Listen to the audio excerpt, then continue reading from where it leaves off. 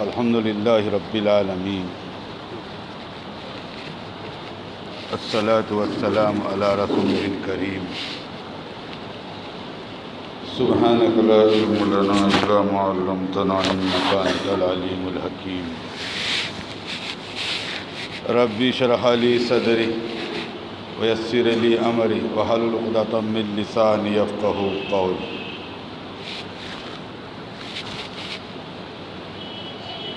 بھائی دوستو بزرگو،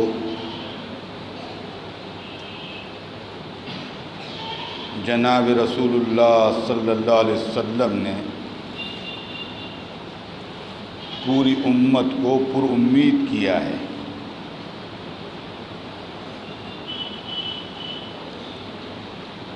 وہ اس طرح کہ نبی علیہ الصلاۃ والسلام کا ارشاد ہے جس کا خلاصہ اور مفہوم یہ ہے کہ جتنے آدم کے بیٹے حوا کی بیٹیاں ہیں یہ ساری کے ساری گنہگار ہے، خطا کار ہے، سب کے سب۔ دنیا میں کوئی پارسائی کا دعویٰ نہیں کر سکتا۔ کہ خود نبی علیہ الصلاۃ والسلام کہہ رہے ہیں کہ تم سارے کے سارے گنہگار ہو، لیکن تم میں کا وہ آدمی بہترین گنہگار ہے۔ کیا عجیب انداز سے بات کو سمجھایا کہ بہترین گنہگار وہ ہے۔ ہم سب کے نزدیک گنہگار بدترین ہوتا ہے۔ لوگ کہتے ہیں اس نے چوری کر لیا، یہ بدترین آدمی ہے۔ اس نے شراب پی لیا، یہ بدترین آدمی ہے۔ اس نے زنا کر لیا، یہ بدترین آدمی ہے۔ اس نے جھوٹ بول دیا، یہ بدترین آدمی ہے۔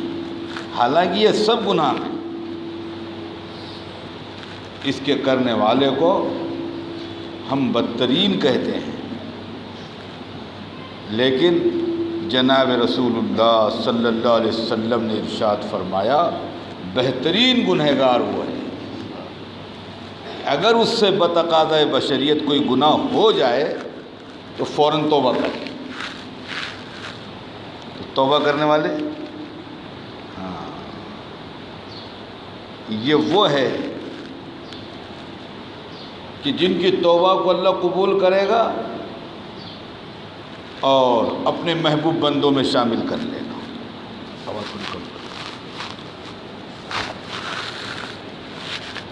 تو بہترین گنہگار، اور گناہ کرنا تو انسان کے فطرت میں خمیر میں ہے۔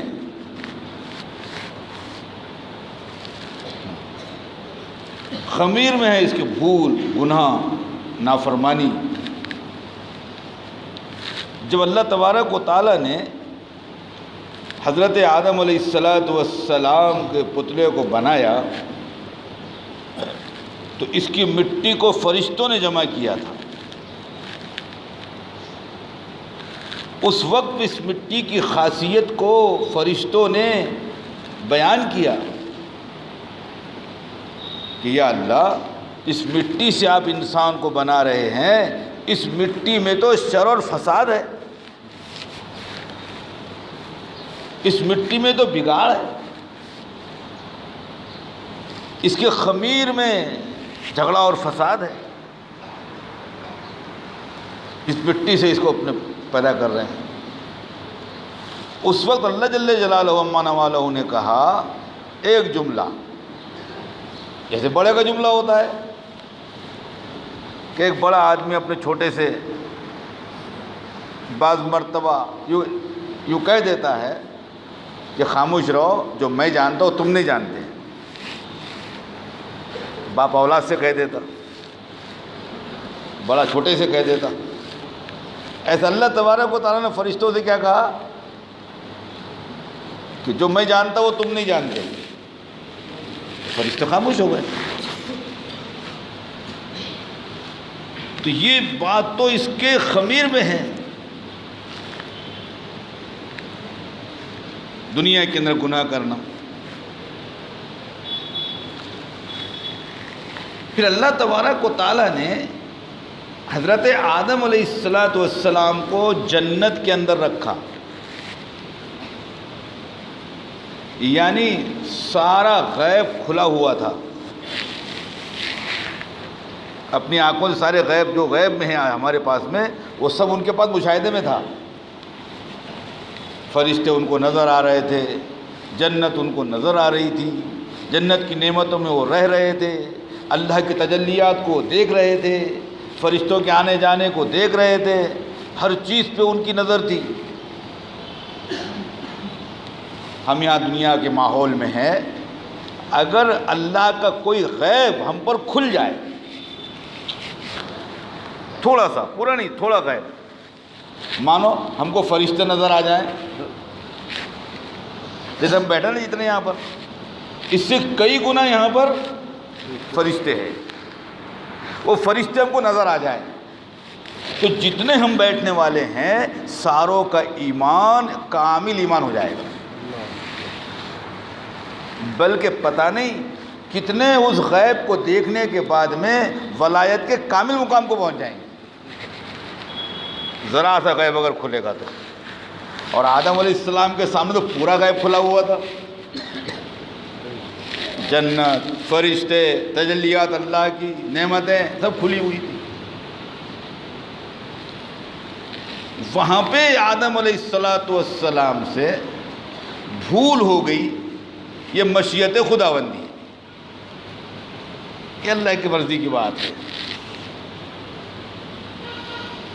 تو دنیا کی جو بنیاد ہے وہ تو بھول سے ہے، خطا سے ہے، نافرمانی سے ہے. تو خمیر میں اس کے نافرمانی، اس خمیر سے بنا ہے. جس آدم علیہ السلام سے جنت میں نافرمانی ہوئی ہے، دنیا میں نہیں، بھول ہوئی ہے. لیکن یہاں یہ بات سمجھنے کی ہے، بھول ہونا، غلطی ہونا، نافرمانی ہونا، خطا ہو جانا، گناہ ہو جانا، یہ عیب کی بات نہیں ہے، یہ انسان کے ساتھ لگی ہوئی چیزیں ہیں. عیب کی بات یہ ہے کہ یہ اپنے گناہ کے بعد اس میں شرمندہ بھی نہ ہو کہ میں نے غلط کیا. گناہ کے بعد اکڑ جانا اور گناہ کے بعد سنبھل جانا، گناہ کے بعد اکڑ جانا اور گناہ کے بعد نادم ہونا، یہ دو چیزیں ہیں.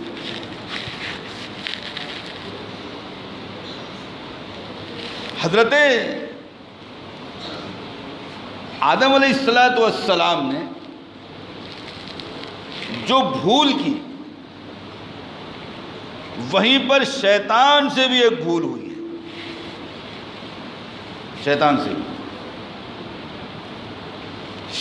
سے کیا بھول ہوئی، کیا غلطی ہوئی، کیا نافرمانی ہوئی کہ شیطان نے آدم علیہ السلام کو سجدہ نہیں کیا اور نافرمانی کیا. اب بجائے اس کے کہ نادم ہوتا، اکڑ گیا. آدم علیہ السلام سے غلطی ہوئی، آدم علیہ السلام نادم ہوئے. شیطان سے غلطی ہوئی، شیطان اکڑ گیا. تو جو انسان غلطی کر کے نادم ہوتا ہے اس کی نسبت آدم علیہ السلام کی طرف، اور جو آدمی غلطی کر کے اکڑ جاتا ہے اس کی نسبت شیطان کی طرف.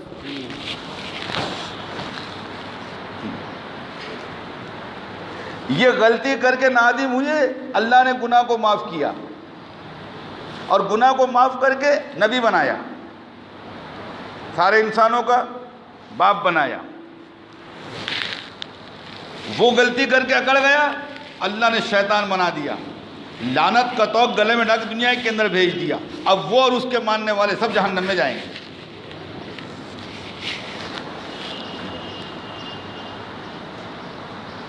اس لیے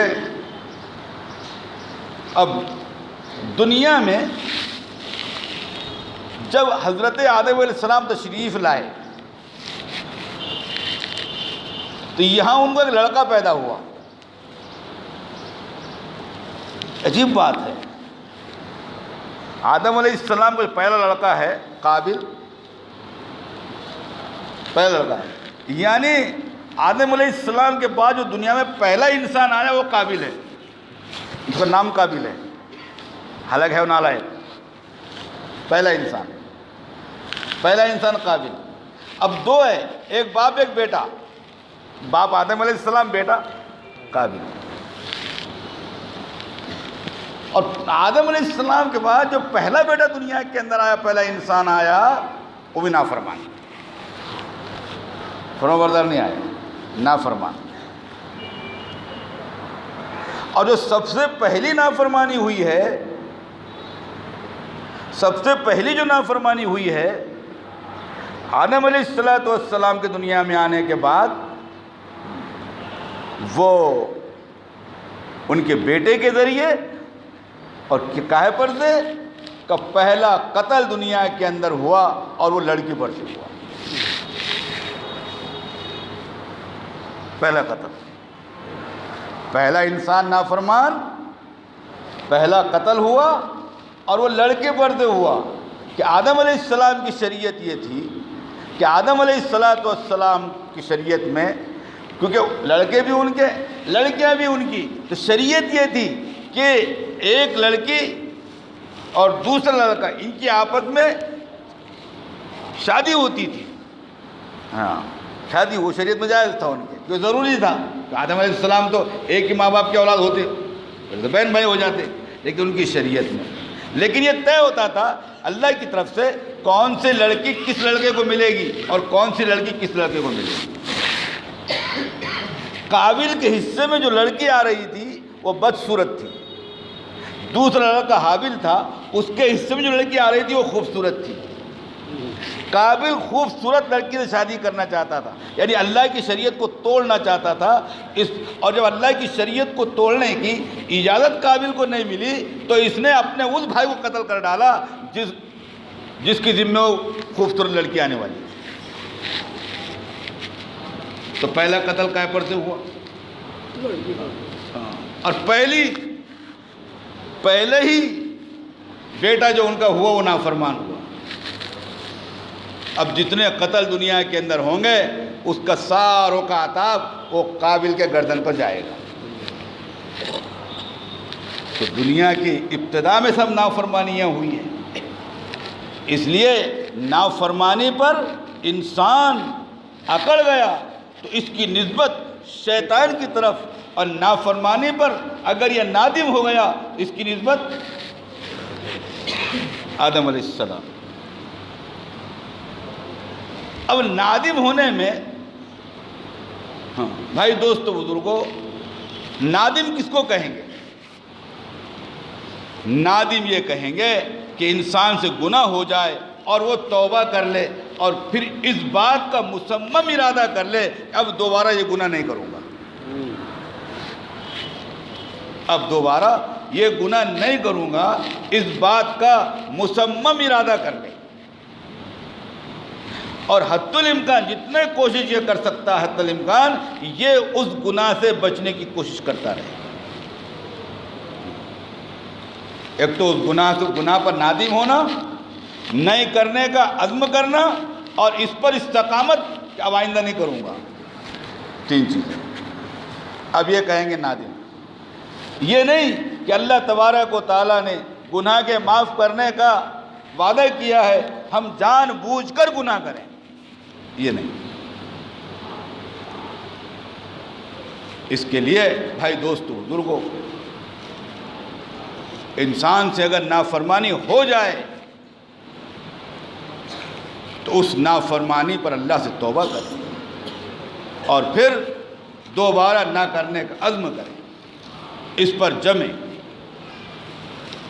تو اب یہ جنگ حق اور باطل کی، حق اور ناحق کی، شیطان اور آدم علیہ السلام کی، اب یہ تو قیامت تک رہی، وہاں سے چلی ہے، قیامت تک رہی. اور باطل اپنی بات کو چلانے کے لیے دنیا میں یہ عورت کا استعمال کرے گا، یہ طے، عورت کا استعمال کرے گا. اس لیے تاریخ اٹھا کر دیکھیں کہ جب میدان میں آمنے سامنے کی جنگوں میں یہ باطل طاقتیں فیل ہوئی تو پھر انہوں نے جو پیچھے کا راستہ اختیار کیا ہے کہ اس امت میں اگر کامیابی حاصل کرنا ہے تو ان کے درمیان میں دو چیزیں داخل کرو، ایک تو عورت کو داخل کرو، دوسرے نشے کو داخل کرو. عورت اور نشہ ان کو داخل کرو. حضرت صلاح الدین ایوبی رحمۃ اللہ علیہ جب یہ یروشلم کو فتح کرنے کے لیے چلے تو صاف طور سے جو جنرل تھا عیسائیوں کا، اس نے یہ کہا تھا کہ مسلمان ایمان اور یقین کے اعتبار سے اتنی طاقتور قوم ہے کہ اس قوم کو میدان کارزار میں آمنے سامنے کی جنگ میں جیتنا بے انتہا مشکل ہے. ہم ان کے درمیان میں ایسے سراغ ڈالیں کہ یہ اپنی تلوار کو اپنے ہاتھ سے توڑ دیں اور اپنے عزم کو اپنے ہاتھ سے ختم کر دیں اور یہ ہمارے تابع ہو جائیں. تو کیا کرو؟ کہا ان کے درمیان نشے کو عام کرو اور ان کے درمیان میں عورتوں کو عام کرو. یہ کیا. اس کی پوری منظم محنت اور کوشش.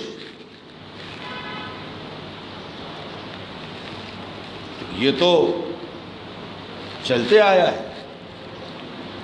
بھائی دوستو بزرگوں، نبی علیہ السلام کے زمانے میں جب ایک عیسائی سپہ سالار کو فدیہ لے کر چھوڑ دیا گیا تو اس نے عیسائیوں کے درمیان جا کر یہ بات کہی تھی کہ میں جس قوم کے اندر سے آ رہا ہوں، یاد رکھو یہ یقین و ایمان کے اعتبار سے اتنے مضبوط ہیں کہ تم ان کے درمیان میں شگاف نہیں ڈال سکتے.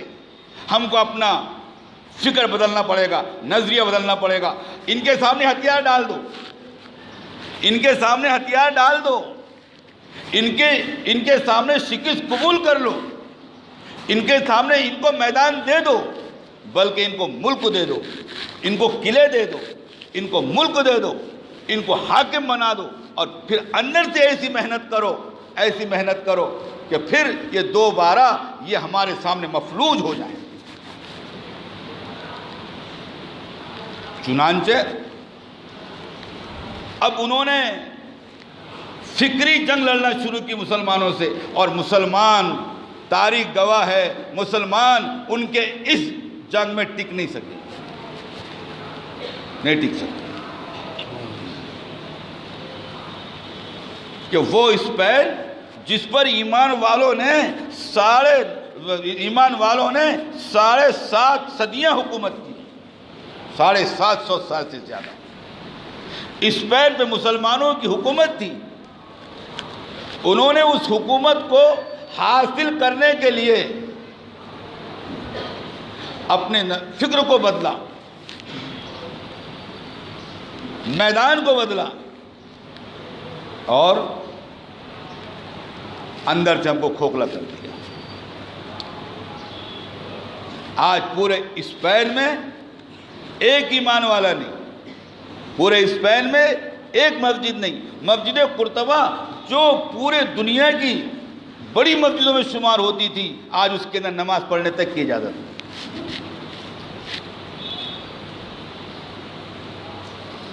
یہ ہوا ہے. بھائی دوستو بزرگوں، اب یہ جنگ کہاں تک چلے گی؟ جنگ کہاں تک جائے گی؟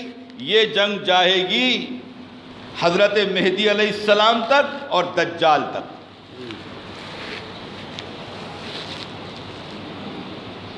ادھر نبیوں کے راستے سے اور بعد میں دین کی محنت سے اور قیامت تک آنے والی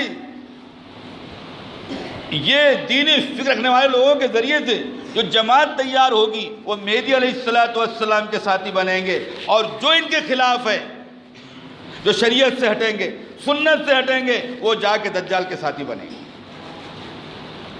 دجال کے ساتھی صرف کافر نہیں بنیں گے، دجال کے ساتھی وہ مسلمان بھی بنیں گے جو مسلمان بھائی دوست بزرگوں اپنے نام کے اعتبار سے مسلمان ہیں اور اپنے اعمال کے اعتبار سے وہ سب کر رہے ہیں جو اسلام میں نہیں ہے، وہ ساتھی بنیں گے۔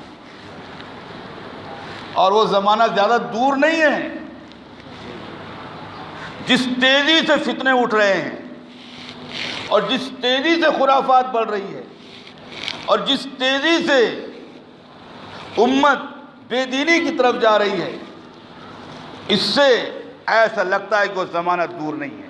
جتنی نشانیاں قیامت کی تھی چند باقی ہے، ساری ظاہر ہو چکی، سب ظاہر ہو چکی۔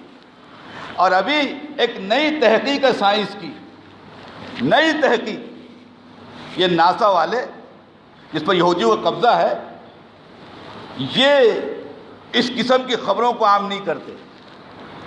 ایک بات جس نے سائنسی دنیا کو بے چین کر دیا ہے وہ یہ ہے کہ اب وہ یہ کہہ رہے ہیں کہ ایسی ترتیب بدلی ہے، مریخ و عطارد میں ایسی ترتیب بدلی ہے کہ وہاں سے ایسا لگتا ہے کہ سورج کا نظام الٹا ہونے والا ہے۔ سورج تسلیم کیا الٹا ہونے والا ہے، اور سورج ایسا وقت آئے گا کہ سورج بجائے مشرق کے مغرب سے نکلے گا۔ اب تو ایسے آثار سائنٹسٹ بھی ظاہر کر رہے ہیں۔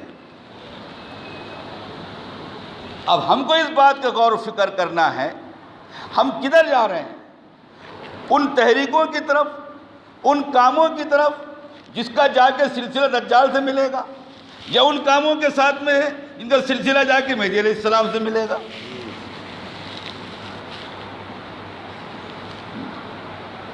اب مہدی علیہ السلام سے کس کا سلسلہ ملے گا؟ آپ سوچو کون مسلمان ہوں گے جو مہدی علیہ السلام کے ساتھی بنیں گے؟ کیا اوصاف ہوں گی ان کی؟ وہ مہدی علیہ السلام کے ساتھی بنانے کے لیے آج 3 طرف سے محنت ہو رہی ہے۔ یہ امت مہدی علیہ السلام کے ساتھی بن جائے۔ وہ 3 طرح کے کون؟ ایک تو محنت ہے یہ دعوت کے کام، اس میں لگو، اس کو کرو۔ حضرت مولانا عبید اللہ صاحب رحمۃ اللہ علیہ ان کا ارشاد نقل کیا ابھی نظام الدین میں کہ جس حضرت الیاس صاحب رحمۃ اللہ علیہ نے جس فکر کے ساتھ میں اس کام کو شروع کیا ہے، ہمیں یقین ہے اس بات کا کہ انشاءاللہ یہ کام جا کر مہدی علیہ السلام سے ملے گا۔ ایک بات۔ دوسرے محنت یہ مدارس کی محنت ہے جس میں آج علوم دین سکھایا جا رہا ہے۔ یہ علماء کی جماعت تیار کی جا رہی ہے، یہ علماء کی جماعت یہ قیادت کرے گی اس امت کی، اور یہ علماء کی جماعت یہ حفاظت کرے گی اس دین کی، یہ علماء کی جماعت حفاظت کریں گی قرآن و حدیث کی، اور یہ علماء کی جماعت اور ان کے ماننے والے اور ان کے چاہنے والے انشاءاللہ تعالی یہ جا کے مہدی علیہ السلام کا ساتھ دیں گے، یہ بنیں گے ان کے فوجی۔ ایسے لوگ چاہیے جو رات میں 4 بجے رات کو اٹھتے ہیں، 11-12 بجے رات کو سوتے ہیں، یہ 24 گھنٹے میں سے 18 گھنٹے اپنے علوم نبوت کے سیکھنے میں لگاتے ہیں، اور پھر جا کر جب سیکھ جاتے ہیں تو چھوٹی چھوٹی تنخواہوں پر اپنی خدمتیں انجام دیتے ہیں۔ یہ جا کے ملیں گے حضرت مہدی علیہ السلام۔ اور تیسری جماعت جو طلب صادق کے ساتھ میں یہ خانقاہوں کی محنت میں لگی، اندر سے غلاظتوں کو دور کرنا اور پاکیزگی کو پیدا کرنا، یہ 3 طرح سے محنت ہو رہی ہے۔ باقی لوگ، یہ نہیں پوچھا جائے گا آپ کا نام کیا ہے، مسلمان ہے کہ تم جاؤ مہدی علیہ السلام کے ساتھ، کہ نہیں۔ زمانہ اتنا زیادہ وہ قریب آ چکا کہ پتہ نہیں بھائی دوست بزرگوں کب اس کی ظہور ہو جائے اور توبہ کا موقع بھی نہ ملے۔ بہرحال اب ہماری ذمہ داری کیا ہے؟ حق والوں کا ساتھ دینا، حق والوں کے ساتھ رہنا۔ ہماری ذمہ داری کیا ہے؟ باطل سے بچنا اور باطل والوں کا ساتھ نہیں دینا۔ ہمارا مزاج کیا ہے؟ اللہ ہم کو معاف فرمائے، مسلمان تو اب دین کو مٹانے کے لیے چندہ جمع کر رہا ہے، چندہ دے رہا ہے۔ بتاؤ، کہیں ناچنے والے مہدی علیہ السلام کے ساتھی بنیں گے؟ ناچنے والے مہدی علیہ السلام کے ساتھی بنیں گے؟ ہاں، یہ ناچنے والے، یہ اللہ کے غضب اور غصے کو دعوت دینے والے، یہ امت کے لیے کوئی نفع کا سامان بنیں گے؟ ہو سکتی ہے بات؟ یوں فرمایا، میوزک تو اللہ تبارک و تعالیٰ کافر کے پاس بھی برداشت نہیں کرتے۔ ایمان والوں کے پاس کیا برداشت کریں گے؟ کافر کے پاس برداشت نہیں کرتے، ایمان والوں کے پاس کیا برداشت کریں گے؟ اور کیا باطل نے چال چلی، کیا باطل نے چال چلی، اہل اللہ کے نام پر ناچنے گانے کو لگا دیا، اہل اللہ کے نام پر عورت کو قوالی کے نام سے مسلمانوں کے درمیان میں پہنچا دیا، اور اہل اللہ کے نام پر مسلمانوں نے لاکھوں روپے اس پر نشاور کر دیا۔ میرے دوست بزرگوں، کہاں جا رہی ہے قوم اور کیا کر رہے ہیں؟ خدا کی قسم، اگر اس پر کوئی عذاب امت پر آیا، اس پر کوئی عذاب امت پر آیا تو بھائی دوست بزرگوں یہ سب بھاگ جائیں، کوئی نہیں رہے گا، سب پیچھے جائے گا۔ جو ہم کو کرنا تھا ہم نے کر لیا، تو آپ کیا سمجھے کہ سب مسلمانوں کا ہی تہوار آتا ہے؟ اب اس کا جواب غیر مسلموں کے تہواروں دیکھنے کو ملے گا۔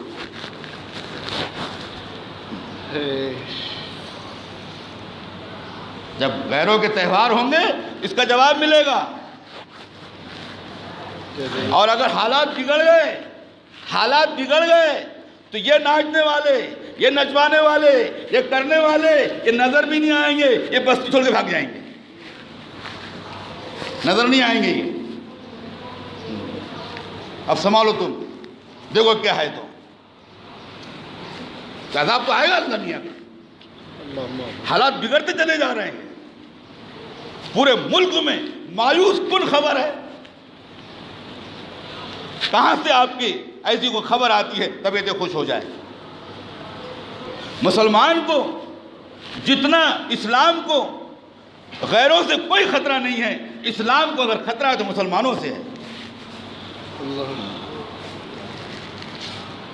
جو طبلے کی تھاپ پر ناچنا تو جانتا ہے لیکن اذان کی آواز پر مسجد میں نہیں آتا۔ اب زد پڑنے والی ہے، اللہ ہم سب کی حفاظت فرمائے۔ مایوس ہونے کی بات نہیں ہے، میں نے اپنی بات یہیں سے شروع کیا تھا کہ اللہ تعالیٰ غفور الرحیم ہے، معاف کرنے والا ہے۔ اللہ سے معافی مانگو، اللہ کے سامنے رو، اے اللہ ہم سے غلطی ہو گئی، اے اللہ ہم سے غلطی ہو گئی، اے اللہ ہم سے غلطی ہو گئی۔ آپ اللہ سے معافی مانگیں گے، میں اللہ سے معافی مانگوں گا، تو بھائی دوستو بزرگوں، ہمارا یہ معافی مانگنا، ہمارا یہ آنسو بہانا انشاءاللہ تعالی ہمارے گناہوں کو معاف کر دے گا۔ اور نہیں کرو، آئندہ نہیں کرنے کا عزم کرو۔ حالات بہت تیزی سے رنگ بدل رہے ہیں۔ ابھی باطل کی نگاہ وہ مدارس کی طرف ہونے والی ہے۔ اور ہو چکی. ان قلعوں کی حفاظت کرنا ہے. دعوت کے کام پر تو ہاتھ ڈال ہی نہیں سکتا. نہ اس کا کوئی صدر ہے، نہ اس کا کوئی دفتر ہے، نہ اس کا کوئی فنڈ ہے، اس پر ڈال نہیں سکتا. ہاں یہ مدارس کے راستے سے آئے گا. مدارس کے اوپر زد پڑنے کے لیے انہوں نے ایک گوشت بندی کا قانون لایا ہے. صرف سختی کب ہوتی؟ صرف بقرعید کے 3 دن. ٹرک چیک کرو، راستے چیک کرو، لے آنے والے چیک کرو، خریدنے والے چیک کرو، اور بعد میں پورا سال بے تحجب پورے ملک میں گوشت بک رہا ہے، کوئی پابندی نہیں. کیا مطلب اس کا؟ اس کا مطلب یہ ہے کہ گوشت بند کرنا نہیں ہے، مدارس بند کرنا ہے. اللہ جزا دے سوچنے والوں کو، آپ دعائیں بھی دیں ان کو کہ ایک نیا راستہ نکال لیا بیچ میں. اللہ تو اللہ ہی ہے، اللہ تو اللہ ہی ہے. ہمارے چلانے سے مدرسے نہیں چلتے، ہمارے دینے سے مدرسے نہیں چلتے، مدرسے تو اللہ کے چلانے سے چلتے ہیں. آپ کے درمیان میں اللہ تبارک و تعالیٰ نے ایک چھوٹی شکل داویلیاسیہ کیا قائم کر دی.